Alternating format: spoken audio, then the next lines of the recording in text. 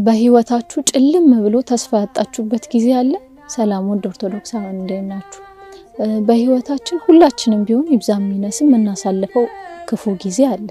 ግን አንዳንዴ ምንም ተስፋ የሌለው ጭልም ያለ በቃ በርም መስኮትም የሌለው ድፍን ያለ ነገር የሚሆንብን ጊዜ አለ። እርግጠኛው የምነግራችሁ ነገር ያ ጊዜ ያልፋል። ምንም ይሁን ምን ያልፋል። ግን ምንድነው እኛን ይዞን ያልፋል ወይስ ጊዜውን እናሳልፈዋለን የሚለው ነው ወሳኙ ነገር። እንደዚህ አይነት ስሜት በሚሰማን ሰዓት ዋናው ሰይጣን ስራው እዚህ ሰዓት ላይ ነው። በቃ ምንም ተስፋ እንደሌለው ያለነው ነገር መጥፎ እንደሆነ ራሳችንን ማጥፋት እንዳለብን ማይሆን ውሳኔ ራሳችን ላይ እንድንወስን የዚህ ሰዓት ነው የሚገፋፋን። ስለዚህ ራሳችንን ለሰይጣን ስራ አሳልፈን መስጠት የለብንም።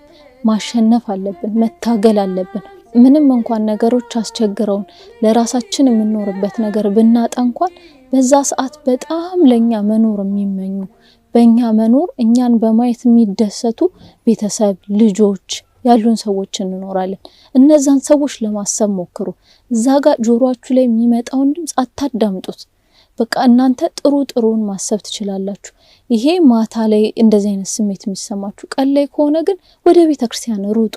ቤተክርስቲያን ሄዳችሁ የምትጸልዩት ነገር ቢጠፋችሁ ይሄን ነገር ብላችሁ የምትናገሩት ቃላት ቢያጥራችሁ እንኳን ስዕሏ ፊት ተደፉን አልቅሱባት። እሷ የማትሰማው ነገር የለም። እግዚአብሔር ፊት አልቅሱ፣ የማይሰማው ነገር የለም። ብቻ ግን በዛ ሰዓት የሚሰማችሁን ያን የተስፋ መቁረጥ ስሜት አሸንፉት። ምንም ቦታ አትስጡት፣ አታዳምጡት።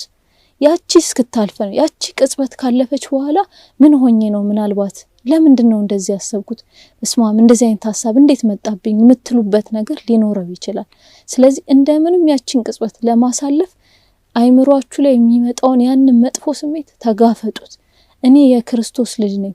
ክርስቶስ ለኛ ብሎ ከሰማይ ሰማያት ወርዶ ደሙን አፍስሶ በደሙ በከበረ ደሙ የገዛን ሰዎች ነን። ስለዚህ በሰይጣን መሸነፍ የለብንም። ያንን ነገር እንዳያደርጋችሁ ራሳችሁን አበርቱት። አቃለው በጣም ከባድ ጊዜ ሁሉ ነገር የተደፈነበት ጊዜ ሊሰማን ይችላል። በዛ ሰዓት ነው፣ በዛ ወሳኝ ሰዓት ነው እግዚአብሔር ጋር ማልቀስ ያለብን።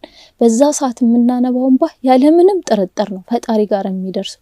ስለዚህ በየትኛውም ሁኔታ ላይ ብትሆኑ ፈጣሪን አትርሱ፣ ሰይጣንን አሸንፉት። እኛ የያዝነው በጣም ትልቁንና ዋናውን ነገር እንደሆነ አትርሱ። እግዚአብሔር ሁላችንንም በሰላም በጤና ያኑረን። እግዚአብሔር ሰላም ከሁላችሁ ጋር ይሁን። አሜን።